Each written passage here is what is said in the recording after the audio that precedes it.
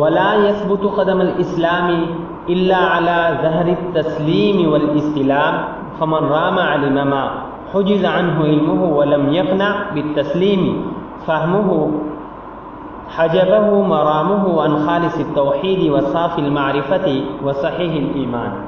کیا کہ اسلام ثابت قدم نہیں رہ سکتا مگر تسلیم و انقیاد کی پشت پر.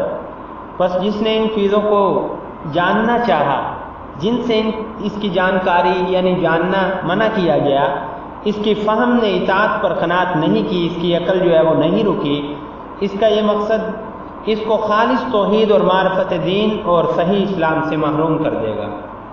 آ رہی ہے سمجھ؟ دین الہی کے اصولوں کو کتاب و سنت کے بغیر نہیں سمجھا جا سکتا، کتاب و سنت کے بغیر.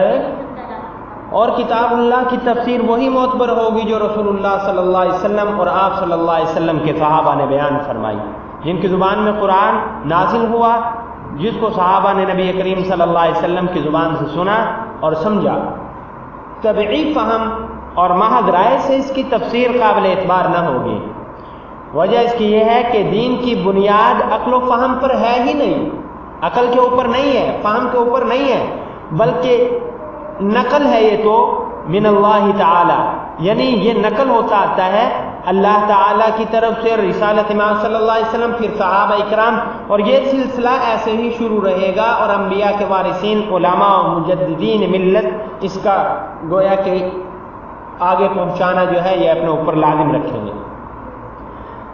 مصنف نے اسی بات کو یہاں پہ حصی طور پر سمجھایا ہے کہ جس طرح پاؤں کے قرار کے لیے کسی شے کی پشت کا ہونا ضروری ہے، اسلام کی بقا کے لیے بھی ضروری ہے کہ نصوص شرعیہ اور احادیث رسول اللہ صلی اللہ علیہ وسلم کے سامنے سر خم تسلیم کر دے. کتاب و سنت سے جو بات ثابت ہو اس پر اعتراض کرنے کے بجائے اس کو تسلیم کر لے، اپنی رائے اور قیاس کے ذریعے اس سے معارضہ نہ کرے، اس سے معارضہ نہ کرے.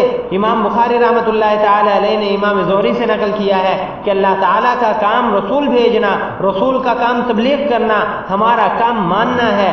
اور جب ہم مانیں گے، اور پھر یہ کہ اللہ تعالیٰ کا فرمان ان الدین عند اللہ الاسلام، دین اللہ کے نزدیک فقط اسلام ہے، اور اسلام نام ہے ماننے کا، تسلیم و رضا کا نام ہے. اور اسلام اور دین جو ہے یہ قابل قبول تبھی ہوگا جب ہم اس کو صحابہ اکرام کی زندگیوں میں دیکھیں گے. الیوم اکملت لکم دینکم واتممت علیکم نعمتی، کم ضمیر میں صحابہ آ رہے ہیں. جہاں دیکھیے دین اسلام کی بات کریں گے کہ دین کیا ہے، اسلام کیا ہے، دین. اب یہ دین اور اسلام ان کے اوپر چلنا کیسے ہے، تو کس طرح چلا جائے گا جیسے صحابہ اکرام رضوان اللہ تعالی علیہ مجمعین چلے. اس لیے قرآن کریم میں تفسیر بالرائے یہ تو نقصان کا باعث ہے اور کسی بھی طرح قابل اعتبار نہیں ہے.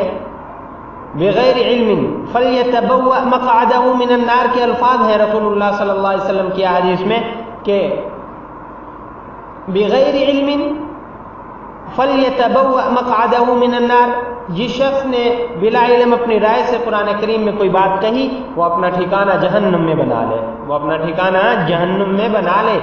کتاب و سنت اور سلف کے طریقہ سے ہٹ کر قرآن کریم کی تفسیر کرنا اور دین کو سمجھنا ضلالت و گمراہی ہے. اور اسی طرح لوگ جو ہیں وہ آج کل گمراہی کی طرف جا رہے ہیں، پروفیسر بن گئے، ڈاکٹر بن گئے. ہم نے تو جی اس کو خود سمجھنا ہے، قرآن کو ہم نے عقائد کو خود سمجھنا ہے، ہم نے خود اس کے اندر سے استنباط کرنا ہے. جہالت یہ ہے کہ عربی جو ہے، عربی دانی عربیت کے ساتھ تعلق نہیں، صرف نحو کا نام نہیں سنا، اور پھر یہ چل رہے ہیں کہ جی ہم تو تفسیر کریں گے. یہ تفسیر بھی رائے ایسی ہوگی کہ بیڑا غرق ہو جائے گا، نہ ادھر کے رہے نہ ادھر کے رہے، نہ خدا ہی ملا نہ مثال صنم. ان کا حال پھر ایسا ہوتا ہے کہ ایک آدمی وہ ایسا ہے کہ جو تفسیر بالرائے کرنے کے چکر میں پریشان ہے، اور پریشانی کی حالت میں جامعہ اشرفیہ کے شیخ الحدیث ہے مولانا ادریس کاندھیلوی رحمہ اللہ تعالی، بڑے درجہ کے عالم دین، کہتے ہیں کہ ایک آدمی میرے پاس آیا اور آ کے کہا حضرت یہ تو پتہ چل گیا مجھے، میں تفسیر لکھ رہا ہوں، کچھ آپ سے مدد لینے آیا ہوں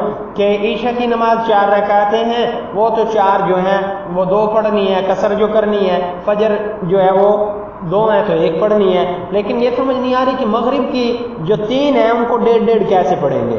یہ حالات ہوتے ہیں اپنی عقل کے ساتھ چلنے کے. اب یہاں پہ پھر آگے فرمایا فيتذبذب بين الكفر والإيمان والتصديق والتكذيب